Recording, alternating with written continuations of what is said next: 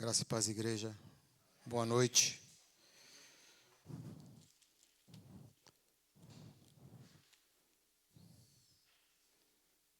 Se vocês trouxeram as suas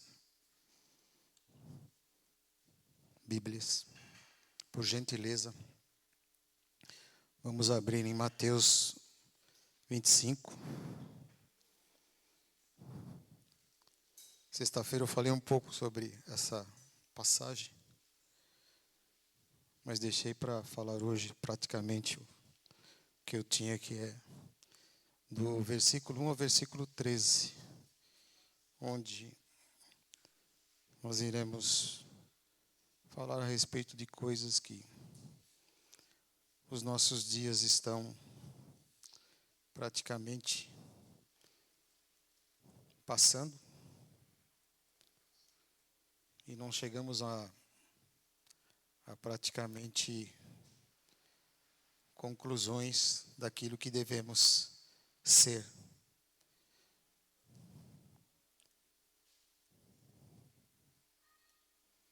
Amém.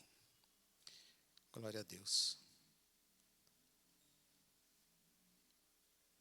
Então, o reino de Deus, ou seja, o reino dos céus, ou o reino de Deus, pode ser ilustrado pela histórica de 10 damas de honra, ou 10 virgens, que tomaram suas lamparinas e foram ao encontro do noivo.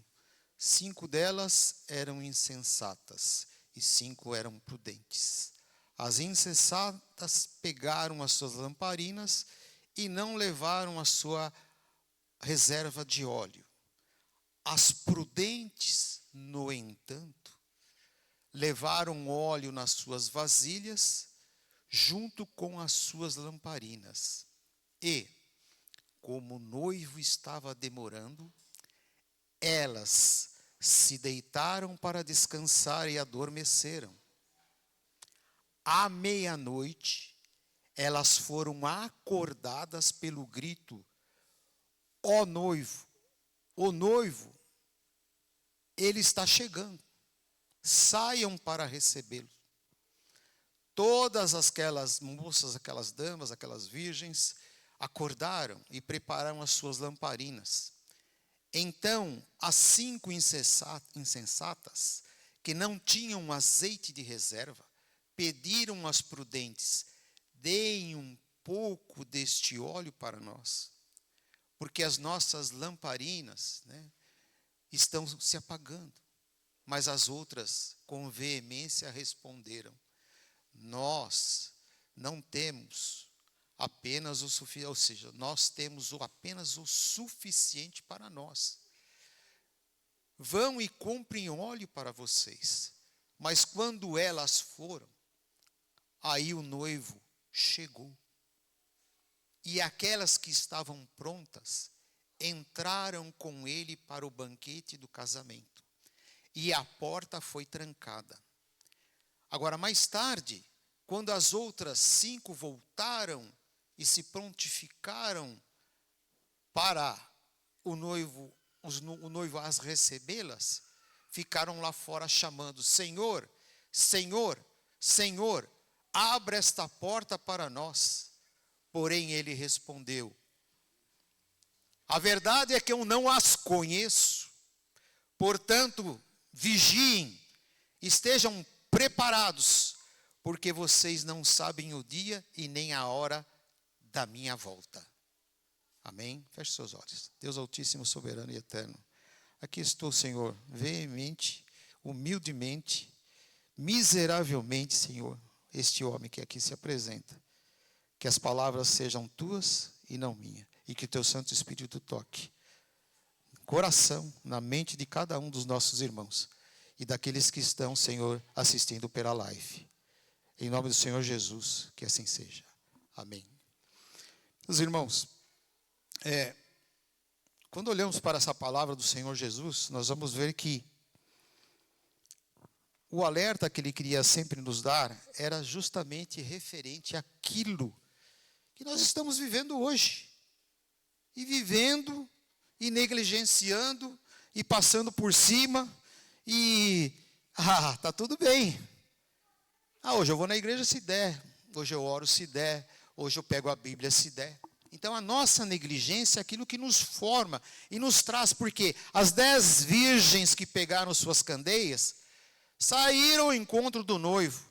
Agora, naquela época, havia 3 etapas para o casamento judeu, né, o judaico. A primeira era o compromisso, um acordo formal feito pelos pais, que hoje nós podemos dizer que é o nosso pai na fé que nos deu isso, aquele que chegou e falou da palavra, sua mãe, seu pai, seu irmão, o vizinho, quem incumbiu você de chegar até ele.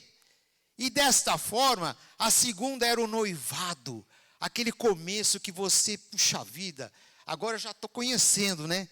Começou então aquela vida cristã, começou o primeiro amor, que coisa maravilhosa. Beijo, abraço, tudo maravilhoso. Você fazia o que você né? O que você quer, meu amor? Um maço de rosas. Eu chegava para ela e dava um maço de rosas. Eu falava, então, olha, eu vou precisar de você aqui, que você vai ter que fazer alguma coisa para mim. Que hora você quer que eu venha? Eu vou me adiantar. É assim. Então foi a mesma forma, a cerimônia, ela ia até no efeito das promessas mútuas. O terceiro era o casamento. Então, peraí, você já conheceu, né? Você entrou, conheceu, noivou ali. Então, homens, filhos e filhas de Deus vivendo em obediência, porque o casamento é isso, viver em obediência. E aproximando-se, um ano depois, olha, veja bem, um ano depois, quando o noivo, essa é a metáfora, quando o noivo chegava em um momento que você não esperava,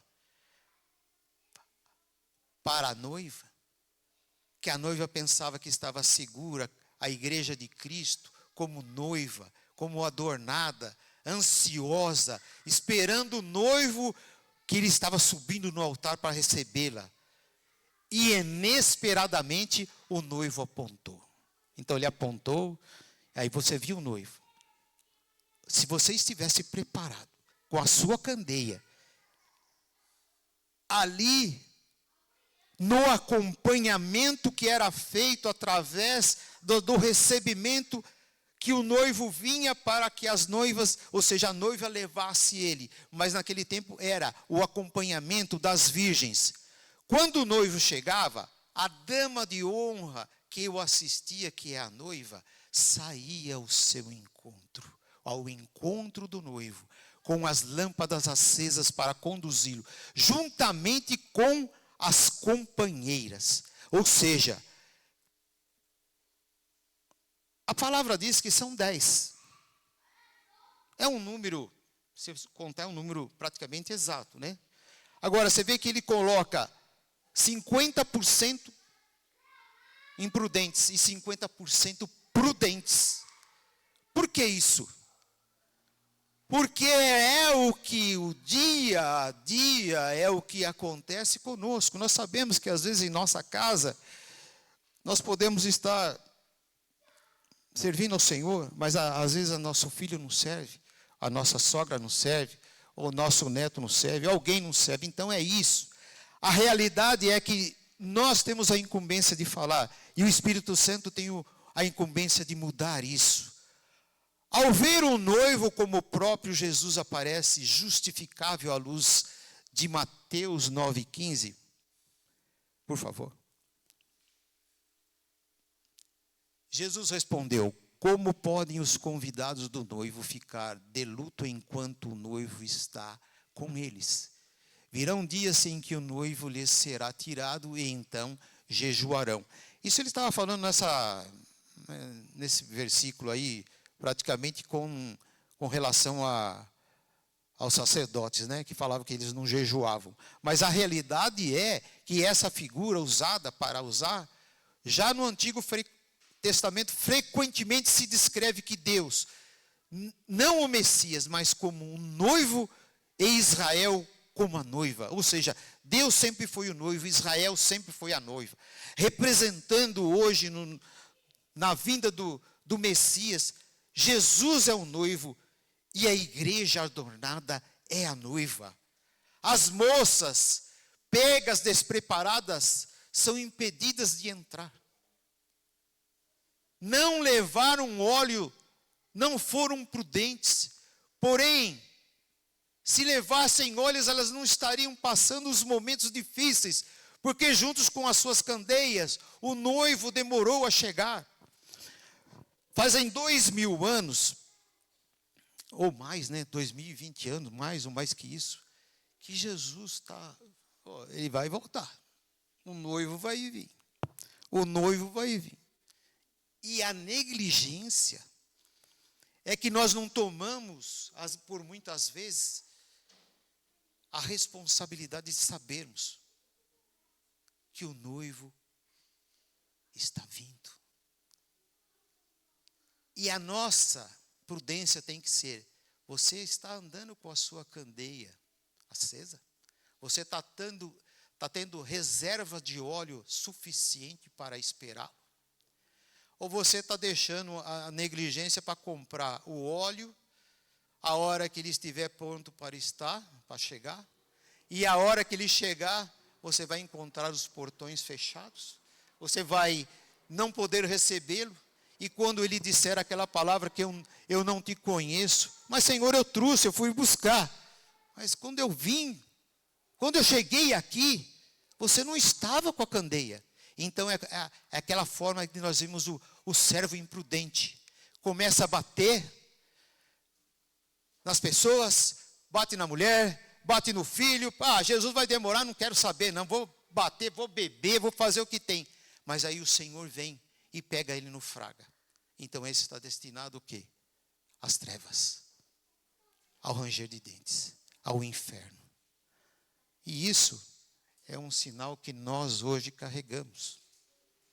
Por muitas vezes nós olhamos para o mundo, falamos, aí, o mundo deixa os caras lá, não sei o quê. Mas nós estamos fazendo igual. Nós estamos tendo as nossas candeias com aquela chama para queimar somente um instante, mas daqui a pouco as nossas candeias se apagam. Insensatas, prudentes, mas as boas, mas as prudentes e imprudentes, irrefletidas e atenciosas. 2 Coríntios 4:4 diz: nos quais o Deus desse século cegou o entendimento dos incrédulos, para que lhes não resplandeça a luz do evangelho da glória de Cristo, que é a imagem de Deus. O noivo demorou para chegar. Todos ficaram com sono, adormeceram, e nós dormimos. Nós dormimos. Quando olhamos para as coisas que nós estamos fazendo no dia a dia, faz um retrocesso só dessa semana na sua vida. Você vai ver que nós dormimos. E ainda roncamos com sono profundo. Quando acordamos, falamos, puxa vida, já passou o dia. E é assim. Infelizmente é assim. Ficaram com sono, adormeceram, cochilaram profundamente. Teria sentido dos tempos verbais que hoje estamos passando. Suas tochas consistiam de um bastão de madeira segurando na mão como um prato. O óleo em vasilhas. As moças prudentes tinham um suprimento de óleo. Servo fiel e verdadeiro. Se você for fiel até a morte, eu te darei a coroa da vida. Sua candeia está com óleo suficiente. A sua candeia vai ficar acesa até o dia que ele vai chegar, porque ele vai chegar de surpresa. Ele vai, quando você menos esperar, falar assim, mas Senhor, não vai adiantar.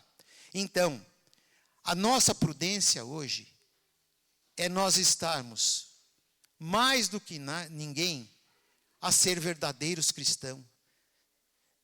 e com a presença do Espírito Santo que está embutido dentro de nós. Nós somos o templo do Espírito Santo, meus irmãos. Em Romanos 8:9,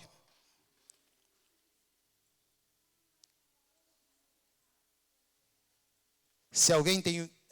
entretanto, vocês não estão sob o domínio da carne, mas o domínio do Espírito. Se de fato o Espírito de Deus habita em vocês, e se alguém não tem o Espírito de Cristo, este não pertence a Cristo. Olha que coisa forte e importante. Para que nós nos mantemos vivos perante o Senhor, nós temos que estar assediados pelo Espírito Santo. Entretanto, nós vamos ver, se alguém não tem o Espírito de Cristo, não pertence a Cristo. Jesus provavelmente não pretendia fazer uma separação entre cristãos cheios do Espírito Santo e não cheios do Espírito. A distinção provavelmente está entre o verdadeiro cristão e o falso crente. Em João, 1 de João 5,19, dizemos assim: sabemos que somos de Deus, e todo o mundo já está no maligno. Quem está no maligno? O mundo. Se nós vivemos dentro mais do mundo do que dentro da condição espiritual com o Senhor, nós estamos no maligno. A porta foi fechada. E a verdade é essa: que não os conheço. A penalidade foi severa para as moças insensatas. Elas não tiveram mais permissão para ir ao casamento. A porta foi fechada. E contra elas, os termos foram fortes. Em 2 Timóteo 3:1 até o 8, sabemos que a palavra diz assim: sabe, porém, isto que nos últimos dias sobrevirão tempos trabalhosos, porque haverá homens amantes de si mesmos, avarentos, presunçosos, soberbos, blasfemos, desobedientes a pais e mães, e ingratos e profanos, sem afeto natural, irreconciliáveis, caluniadores, intemperantes, cruéis, sem amor para com os bons, traidores, obstinados, orgulhosos, mais amigos dos deleites do que os amigos de Deus, tendo aparência de piedade. Cuidado com essas palavras, essa palavra de piedade aqui toda vez que eu olho para mim, eu falo: meu Deus, será que eu estou tendo isso na minha vida? E eu coço até a cabeça, porque vamos olhar para nós com humildade, com simplicidade, porque é isso que Deus quer de nós. Deus não quer que você seja nada disso. Nós queremos deixar que a vontade do Senhor seja feita em nós, e não a nossa vontade se manifeste. Porque quando você fala que nem uma pessoa que se diz: eu sou, porque eu oro 5 vezes por dia, eu jejuo 10 vezes por semana, eu faço isso, faço aquilo. Isso não é bom para a própria pessoa falar que ela faz isso, porque esse é o íntimo que ela tem com Deus. Mas tendo aparência de piedade, mas negando a eficácia dela, a eficácia dessa aparência.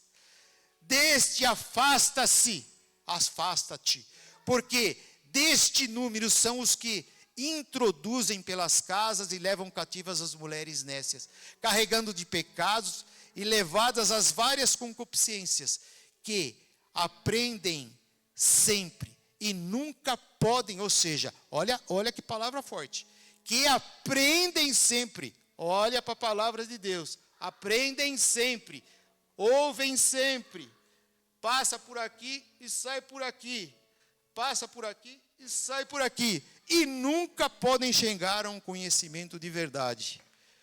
Quando essa porta fecha uma vez, ela nunca mais será aberta. Há alguns que adoram e sonham com a abertura dessa porta quando você estiver lá na morte lá, né? no seio de Abraão, mas você não vai estar no seio de Abraão, você vai estar no seio do Satanás. Para aqueles que morreram impenitentes, mas não há nada nas Escrituras que justifique tal expectativa. Qualquer esperança maior que é revelada na palavra de Deus é uma ilusão de uma armadilha, diz Spurgeon. Portanto, olha, preste atenção.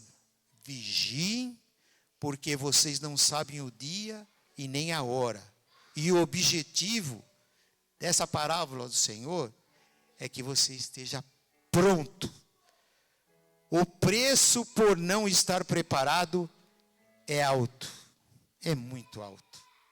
A palavra de hoje, ela diz: estejam preparados, portanto, prontos, e vigiem como um soldado na madrugada, que não deixa o inimigo abatê-lo. E quem sabe o inimigo da nossa alma quem que é? É o Senhor, é o Satanás. É ele que é o nosso inimigo. Fica com essa palavra. Vamos nos colocar em pé em nome do Senhor Jesus.